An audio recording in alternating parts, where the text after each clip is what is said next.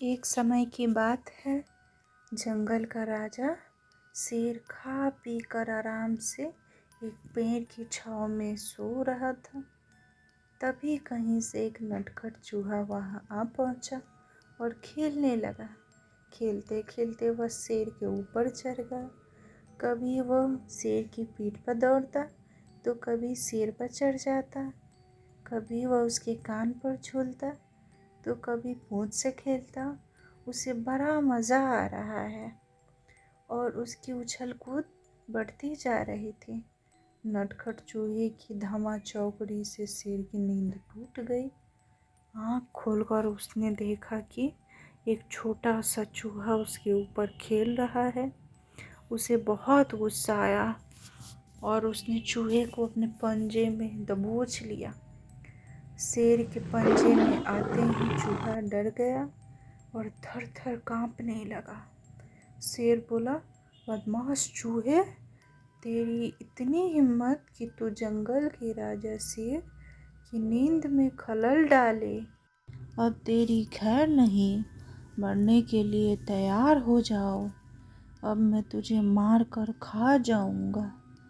मौत सामने देख चूहा गिड़गिड़ाने लगा। वनराज, मुझे क्षमा कर दें, मुझसे बहुत बड़ी भूल हो गई। मुझ जैसे छोटे से प्राणी को खाकर आपको क्या मिलेगा? आपका पेट तो भर नहीं पाएगा। कृपा करके मुझे छोड़ दीजिए। अवसर आने पर मैं अवश्य आपके काम आऊँगा। चूहे की बात सुनकर शेर हंसने लगा और बोला, मैं जंगल का राजा हूँ। मुझसे बलशाली इस पूरे जंगल में कोई नहीं। तू छोटा सा चूहा मेरे क्या काम आएगा? लेकिन फिर भी मैं दया करके तुझे प्राणदान देता हूँ। मेरी नज़रों से दूर हो जाओ और आइंदा कभी मेरी नींद में खलल मत डालना। चूहा धन्यवाद कहकर वहाँ से चला गया। कुछ दिन बीते। एक दिन शेर जंगल में शिकार के लिए घूम रहा था कि वह शिकारी द्वारा बिछाए जाल में फंस गया। उसने बहुत प्रयत्न किया किंतु जाल से बाहर नहीं आ पाया। वह मदद के लिए दहाड़ने लगा। शेर की दहाड़ वहाँ से गुजर रहे एक चूहे के कानों में पड़ी। यह वही चूहा था जिसे शेर ने दया कर प्राण दान दिया था।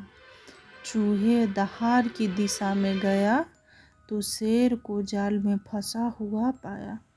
उसने फौरन अपनी नुकीली दांतों से जाल काट दिया। शेर आज़ाद हो गया।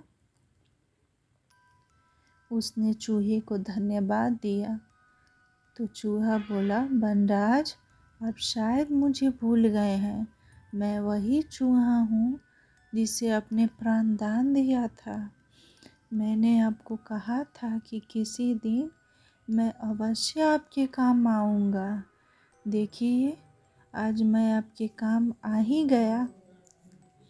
शेर को वह दिन याद आ गया और उस दिन अपनी सोच पर बहुत पछतावा हुआ कि जिस चूहे को उसने तुच्छ समझा था उसी की सहायता से वह शिकारी से बच पाया और उसकी जान बच पाई। बाहरी स्वरूप देखकर किसी की योग्यता का आंकलन नहीं करना चाहिए। उपकार कभी व्यर्थ नहीं जाता। किसी न किसी रूप में उसका फल अवश्य प्राप्त होता है।